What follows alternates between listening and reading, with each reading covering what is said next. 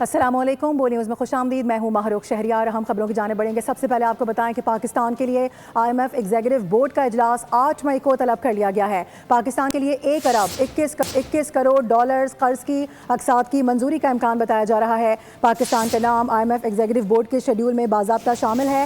IMF executive board میں توسیع fund facility کا تیسرا جائزہ پیش کیا جائے گا۔ اسی حوالے سے بات کریں گے۔ عمر حیات خان ہمیں جوائن کریں۔ عمر، اس سے پہلے شرائط بھی رکھی گئی تھی IMF کی جانب سے، اس کے حوالے سے بھی بتائے گا اور اس کی کیا ڈیٹیلز ہیں بھی بتائیے گا۔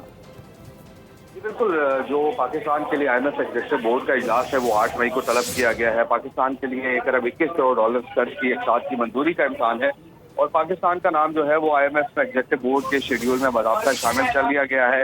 IMF ایگزیکٹو بورڈ میں توسیع فنڈ فیسلٹی کا تیسرا جائزہ پیش کیا جائے گا اور بورڈ اجلاس میں کلائمیٹ فائنینسنگ کا دوسرا جائزہ بھی منظوری کے لیے پیش کیا جائے گا۔ پاکستان کو 1 ارب ڈالر توسیع فنڈ فیسلٹی کے تحت ملیں گے اور اس کے ساتھ ساتھ کلائمیٹ فائنینسنگ کے تحت پاکستان کو 21 کروڑ ڈالر جو ہے وہ ملیں گے۔ IMF کی جانب سے جو بورڈ کی منظوری کے حوالے سے اگر دیکھا جائے تو 11 مزید شرائط ایڈ آن کی گئی ہیں اور اب جو IMF کی جو شرائط ہیں ان کی تعداد 75 ہو گئی ہے اور وہ شرائط اس سے پہلے بھی پروگرام کا حصہ تھی، لیکن اب جو IMF ہے اس نے حکومت سے یہ مطالبہ کیا ہے کہ ان شرائط پر جو ہے نہ صرف عمل کیا جائے بلکہ اس حوالے سے جو جائزہ رپورٹ ہے وہ بھی IMF کو پیش کی جائے۔ جی ٹھیک ہے، اس حوالے سے آگاہ کرنے کے لیے بہت شکریہ آپ کا عمر۔